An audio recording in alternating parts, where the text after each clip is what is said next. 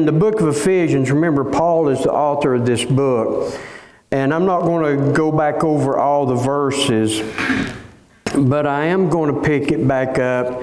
And, I'm going to just go ahead and read the passage again, but we're not going to go over the verses. If we go back to chapter 5, we'll go ahead and start with verse number 1, and I'll read down through verse 17.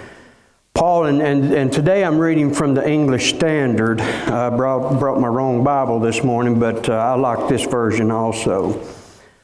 So in Ephesians chapter 5, beginning at verse 1, it says, "Therefore be imitators of God as beloved children, and walk in love as Christ loved us and gave himself for us, a fragrant offering and a sacrifice to God.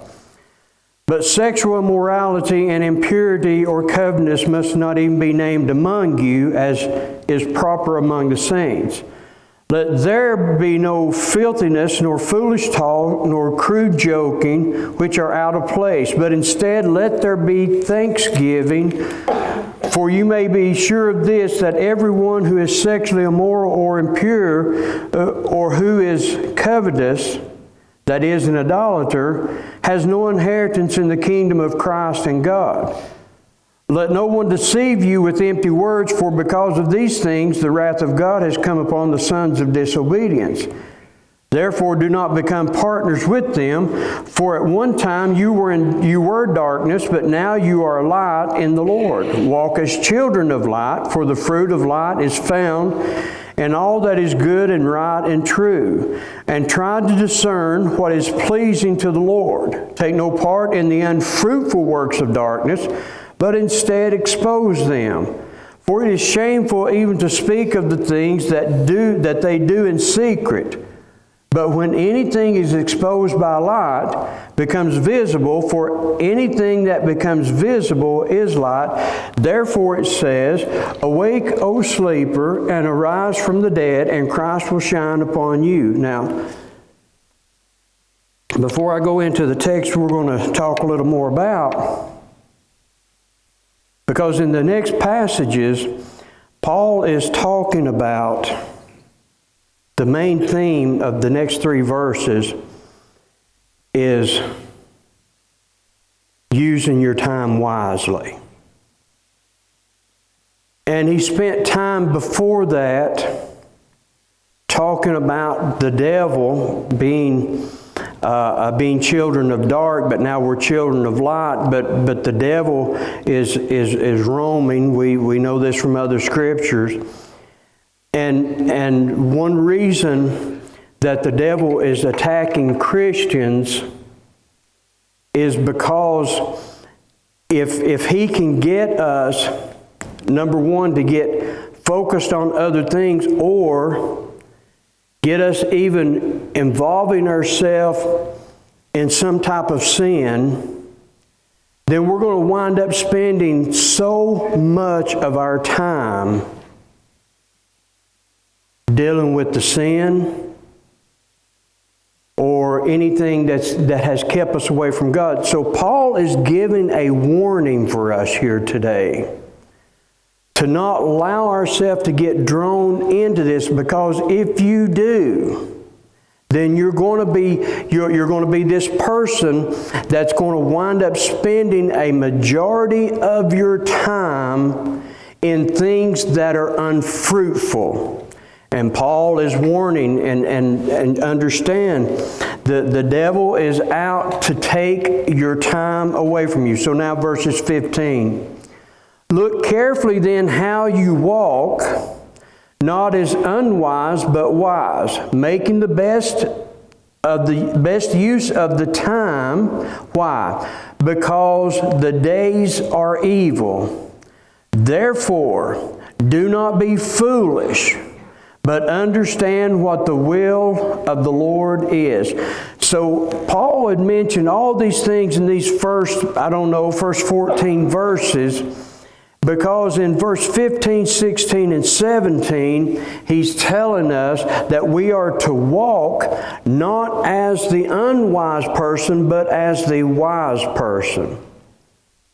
So last week, This was a sermon I was going to give, and I was planning to make it short, and today it probably will be short because I'm not covering quite as much material.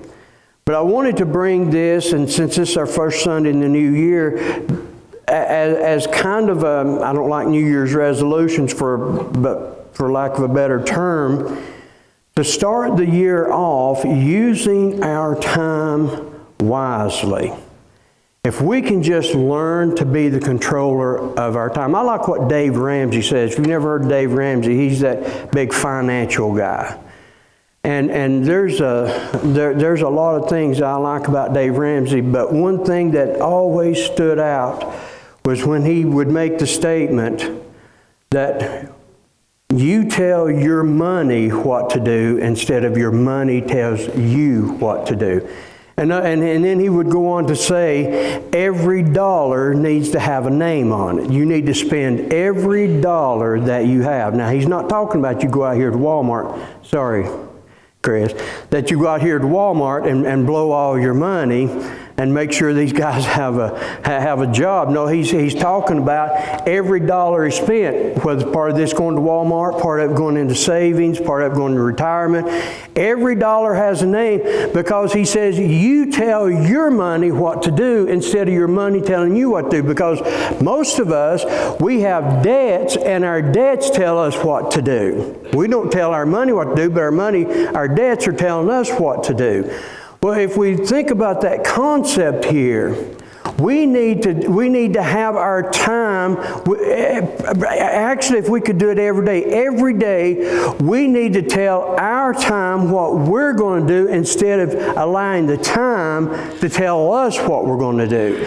This is why we cannot be caught up in so many things that are really not beneficial to the kingdom of God, because especially if you're talking about sin in your life, because it is telling you what you're now going to do with your time instead of you telling your own self what you're going to do, if that makes any sense at all.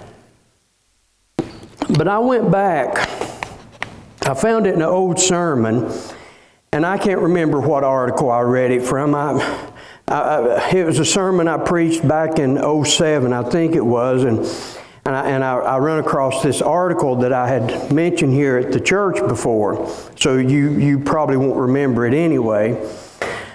And I didn't write down where I got it from, so I'm just assuming that this is true, since I said it 15, 17 years ago. But this was the statement that was made. Back in 1967, experts predicted that by the turn of the century, technology would have taken over so much of the work. We have a lot of technology. Has taken over so much of the work that we do that as average Americans' work week would only be, by the turn of the century, that's now, would only be 22 hours a week, and that we would only work 27 weeks a year. And that our biggest problem is going to be trying to figure out what we're going to do with all of our leisure time. If that has come true for you, raise your hand in this church, because I need you to teach a class. Because I don't know about you, but that has not come to true. If this was a Christian that prophesied this, we label him a false prophet, and we need to stone that man. Because this is nowhere near being true. Don't you wish that our work weeks were 22 hours? We're only going to work 27 weeks out of the year. And my phone is ringing off the wall. They say, Pastor, I don't know what I'm going to do. I don't know what to do with all this free time I have. If you have that problem, call me. I can give you something to do. So this hasn't come true at all. So Paul, in this passage, he's talking about the time that we have. And And when we start thinking about that, this is where it's going to be a little bit different. Most of you, if you're new here, I really like to take a sermon and properly exegete, interpret, and I'm more of a teacher than I am a preacher, and that's really where my wheelhouse is. But I'm going to back off of that just a little bit and do some little practical teaching this morning. Because Paul tells us that our time on the earth here is limited. He's not only telling us, but the psalmist also tells us in the psalm says, "Show me, Lord, my life's end and the number of my days, and let me know the fleeting is my life." And then also in the psalm says, "The length of our days is 70 years or 80. If we have the strength, then they quickly pass and we fly away." Now, I've got to throw this out there. Guys, you know, and I don't want to beat a horse to death, but most of you have heard a Word of Faith doctrine because of being here. Most of you don't recognize Word of Faith doctrine. I know this because you've compared me to Word of Faith teachers. So you do not recognize the doctrine. But I have to make this statement. I just have to. One of the leaders, if not the main leader of the Word of Faith doctrine, is Kenneth Copeland.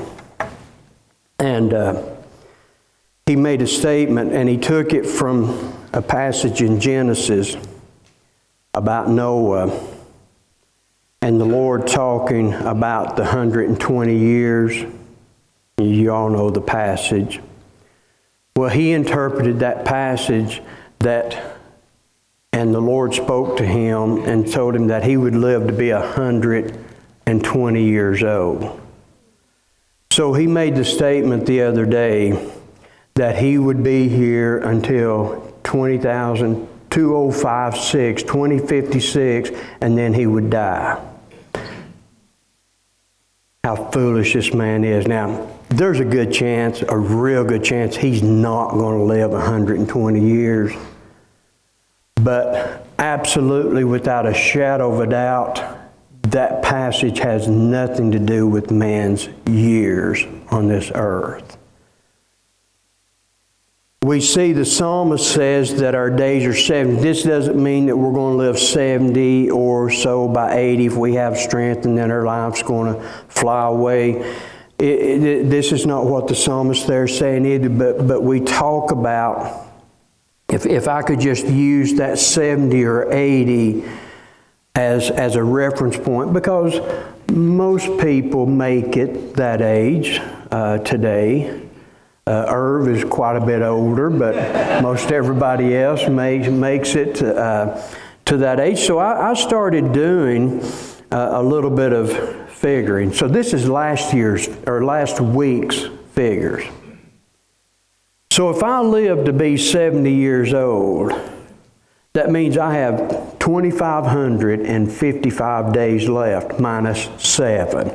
So now I have 2,548 days left if I live to be 70 years old. Now, I remember back when I was a teenager that we thought someone 40 was old.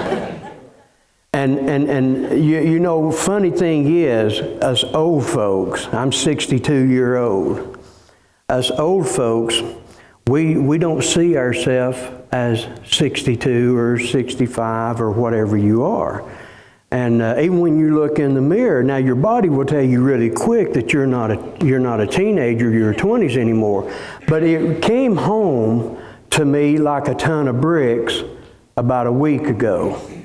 About a week ago, Irv's water heater went out, and Irv and I went and got him a new water heater. Well, it was under the house, and there was no way for me to get it under the house by myself without just banging it up because it was just barely fit. So I called Nathan, And Nathan came over and he brought a friend with him. Well, me being the helpful person I am, as soon as Nathan got there, I just stepped back and let him take care of it. So when we were loading up the old water heater, had a little bit of water in it, and I reached and grabbed one end of it, and the other young guy grabbed hold of the front end, and he dropped it. And Nathan, being as kind and with all the humility that he can, he told that guy, he said, "Boy, what's wrong with you when there's an old 62-year-old man back here that's outdoing you?" And I thought, oh my goodness, I'm 62 years old. What does he mean, this old man of 62 years old? Well, if I'd had my gun with me, I'd probably shot him. So I was paying attention, but it hit me like a ton of bricks. Man, I'm old. I'm old. And when I started thinking about the time that I have left, 2,548 days, then even another stark reality hit me no sooner than I figured the days that I had left was, I'm not guaranteed tomorrow. Neither are you, no matter what your age is. So this is why Paul is telling us that our time on this earth is limited. So what is it that we need to do with this time that is so limited, that we're running out of? And it's going quickly. Well, to make this as practical as possible and as simple as I can, we need to take and make the most of every day. We need to, I don't care where you find your life right now. Every day, each one of us has opportunities. Every day. I'm not saying that you need to be out here preaching on the streets. I'm not telling you anything that you need to be doing, but I am telling you that we need to be looking at every day and make the most out of that day that we possibly can. Why? Paul says make the most of every opportunity because the days are evil. If you are a born-again child of God, we do have a duty. And that duty lies in our everyday activities. And that's to make the most of the day. And I'm talking about more about the spiritual aspect of things. And some things, even though spiritual, present themselves in the physical, whether that means that we're actually out here witnessing or we're doing some Bible study or whatever the case may be. Because Paul tells us, and we know for a fact, the days are evil all around us. I'm going to make a statement in a few moments, and I may just go ahead and do it now, that I didn't think I would ever make. In the priorities of life, I've always had it this way. God. And when I say God, I'm talking about His work, His bride, the church. That takes precedence over everything in our life. Everything. Second is country. Third is family.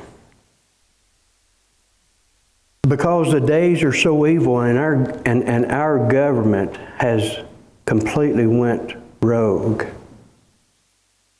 They're involved in human trafficking.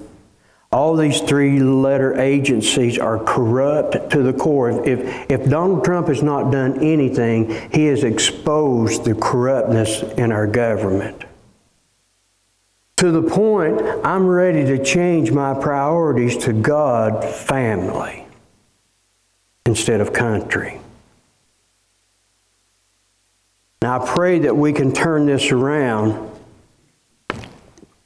and I still pray for my country, but I cannot give a nod of approval and call this the best nation in the world whenever we're leading the entire, I mean, not only abortion still prevalent, it's not, at least we don't have it in Tennessee, but we're sending money all over the world, these other nations, to pay for abortions in their countries. And the human trafficking. See, it's hard to make these kind of statements, and I get it. And I'm as patriotic. If you guys know me, early American history, I love early American history, especially the Revolution, that era of time. But Paul tells us because these days are evil, we need to make the most of our opportunities. We know in the book, or the Gospel of John, I believe in chapter 10, it talks about we have a thief that comes to steal, kill, and destroy. Now I know the rest of it, what the Lord comes back to say. But let's just talk about what Satan is doing. He's coming to kill, steal, and destroy. And one way that he can do this, and he has done it successfully, is he has stolen our time. Just think about it. Listen, let's just go ahead and do a little bit of confession. So, I had, believe it or not, I had misplaced a pistol and a light. And what I didn't know was Nathan had taken my pistol and my light, and he put it in the glove box of a truck that I never drive. So I happened to be in that truck over there when we was at Irv's, and he walked over my truck and opened the glove box, and there it was. And I looked at him, I said, "Don't tell Dorothy, because I'm going to tell her we found it where she looked." So I tried that, and I realized, so I'm right in the middle of this sermon, so I realized I'm spending more time trying to keep up this lie to her than just go ahead and tell her, "Listen, this is where we found it." Except I didn't take the blame for it. I said, Dallas, who's 9-year-old, I said he was supposed to have checked the glove boxes, so I guess that boy's blind. So the point that I'm making here, if we are engaging in things that are sinful and lying, because I was sure enough going to tell her, "No, you just couldn't find it," which would have been a lie.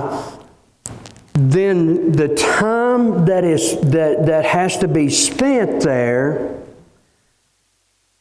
I've allowed Satan, through this thing called sin, to come into my life, and now he's not only took me places that a Christian should never go, but now he's taken my time away from me that I could be spending doing the good things, because now I'm trying to hold up this lie so she will not believe that I'm the one that was at fault here. I know you're following, but it's not every time that it's something that's sinful that is taking our time. This is why we have to be very careful. If you'll remember the story of Mary, Martha, and Lazarus. And I believe you remember when Jesus visited, and I believe it was Martha that was in the kitchen. I should have went back and made reference. Martha was in the kitchen cooking a meal, and Mary was sitting at the feet of Jesus soaking up all of his teaching. So Martha got upset.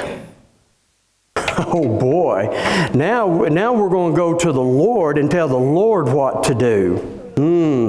So she said, "Lord, you need to tell her, my sister Mary, that she needs to get in here and help me." And the Lord come back and said, "Mary is doing exactly what she needs to be doing." So was Martha committing a sin by being in the kitchen cooking a meal?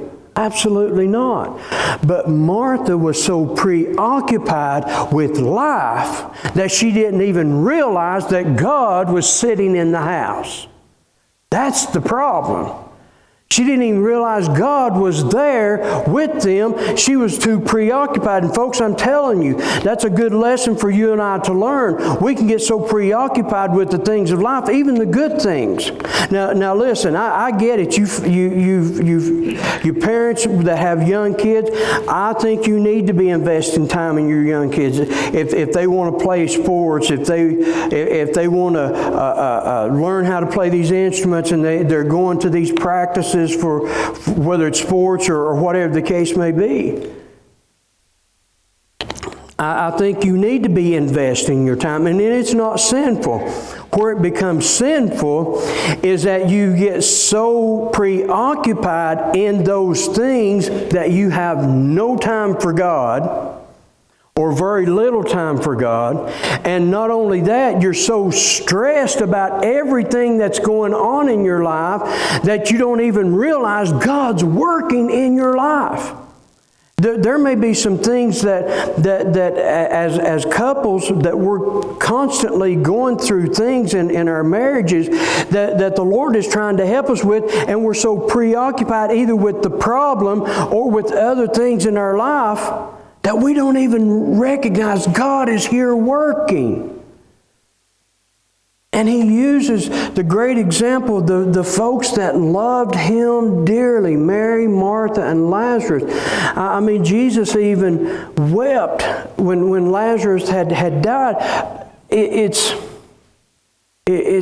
absolutely amazing how we can get so tunnel vision over things going on in our life, we don't even recognize God. And see, we have got to be very, very careful.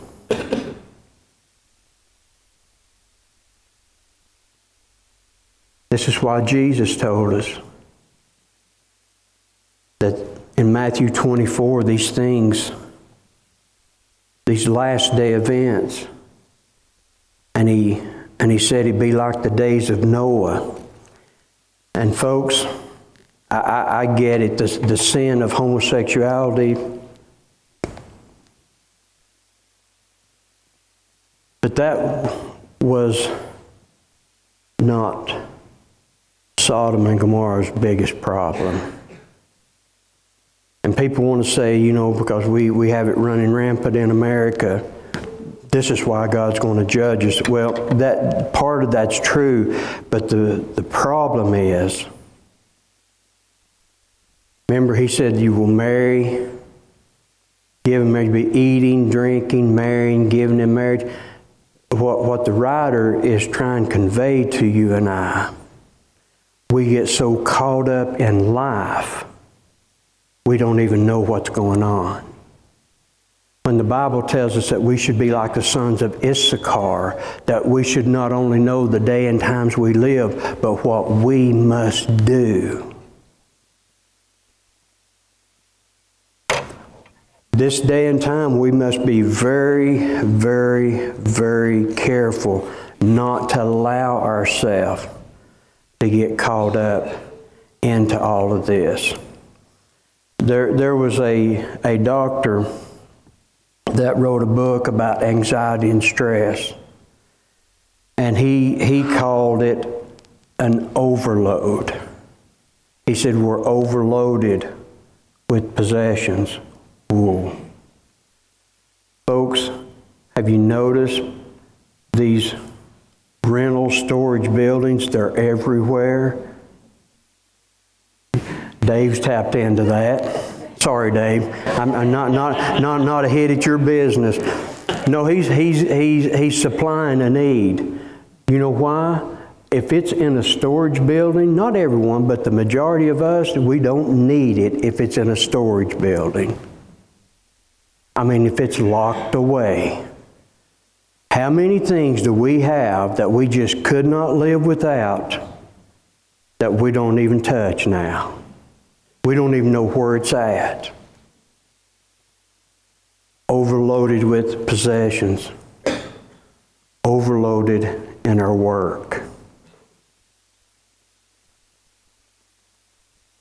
We get so overloaded in work, in our possessions, and definitely we have an information overload today. That the anxiety and stress, which we know can even cause health issues, but folks, if we're not careful, and I see this happening constantly, we get so overloaded with family, work, all this, that we've got to have something out of our life to give us a little bit of time. And that something is we walk away from the work that God has called us to do.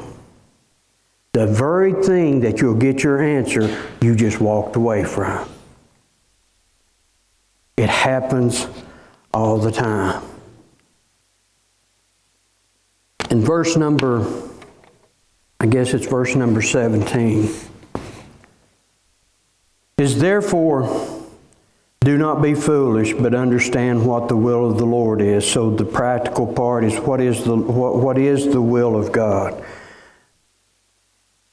Last week, I guess it was, or whenever the last time I preached, I made the mention, the will of God is for us to get in the Word. Well, I want to expound on that just a little bit. It is that we need to know what the will of the Lord, but knowing and understanding God's will through His Word is spiritual wisdom. So what is the will of God for us? Yes, we find in His Word, but God's will is revealed to us that people needs to be saved. But also that those of us who are already born again, what is God's will? That we not only be saved, but sanctified, that we're filled with the Spirit of God.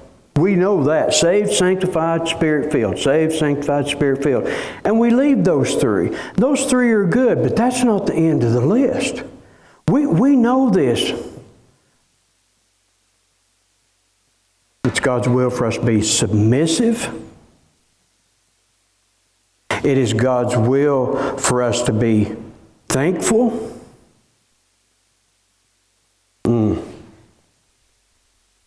And it is also in the will of God that we're going to suffer. See, saved, sanctified, and filled, the Spirit will sell a book. Submissiveness, suffering will not. Commitment will not. This goes, but you will never know this if you're not in the Word. So what is the will of God?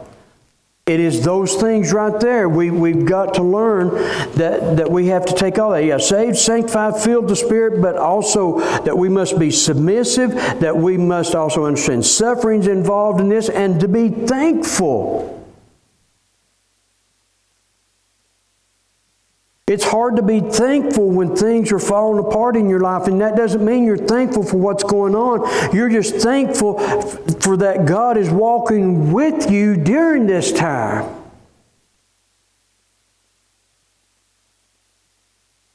And if we look at it, it's starting a new year, and we think about what the Lord's will is, so we need to establish some priorities. And I'm telling you, you showed up this morning with a parking lot that cannot be plowed because it has gravel on it. The last time they plowed this parking lot with gravel on it, it cost this church about $1,500 because we had to fix all the rock back. So I said, no more plows on this parking lot.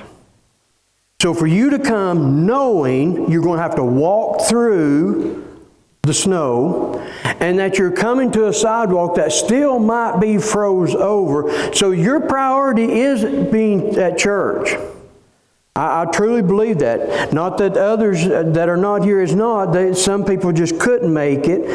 But you made a priority and you said church attendance is important in your life. That God, church, prayer, the Word, country, family. I'm still with country right now, but that's going to change. We've got to get these priorities in check. And I'm going to go out on a limb and say this, because most of you know that not as much as I used to be, but I am still politically motivated. And what I mean by that, I'm not in politics, even though politics is just a word.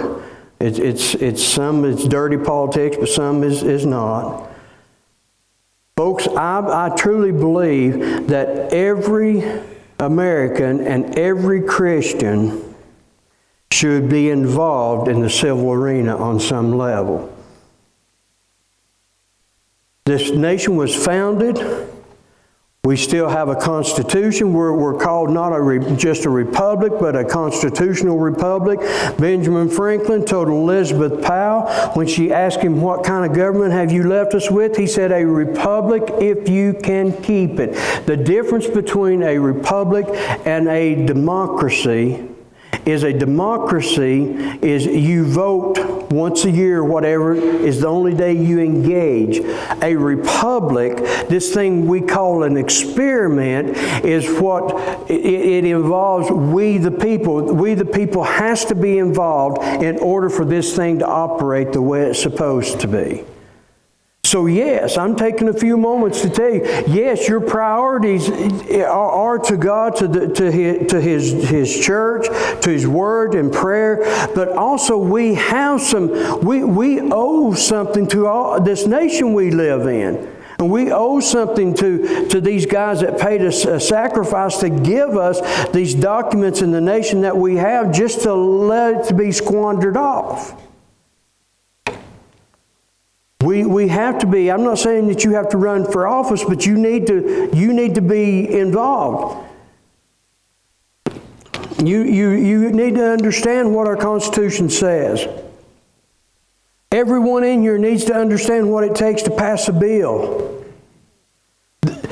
This is because this is the nation that the Lord has given us to live in. We need to take care of it because it is designed for us to be a Christian to our fullest potential without influence in the government, but that is quickly eroding because we the people have left.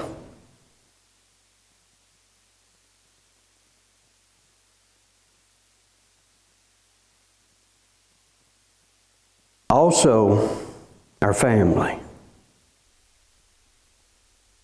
And I know it's hard for the parents to understand when I say this, but the most important person in your family is your spouse, is not your child. If you're being a wise parent, you will take care of your child, you will love your child, but you are preparing your child to leave. If your child is what's driving your marriage,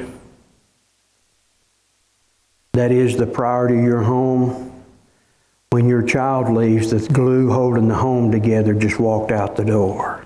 I see it all the time. Spend time with your family. Most importantly, spend time with your spouse. I wasn't going to read this article because it's a little bit too feminine for me, but I'm going to read it for the rest of you guys. It says, enough during this new year, keep your priorities important. Keep enough happiness to keep you sweet. Enough trials to keep you strong. I get that one. Enough sorrow to keep you human. Enough hope to keep you happy. Enough failure to keep you humble. Enough success to keep you eager. Enough friends to give you comfort. Enough wealth to meet your needs. enough enthusiasm to make you look forward to tomorrow, and enough determination to make each day better than the day before. And I'll conclude it with Romans 13, 11 and 12. The hour has come for you to wake up from your slumber, because our salvation is nearer now than we first believed. The night is already over. The day is almost here. Let us put aside the deeds of darkness and put on the armor of light.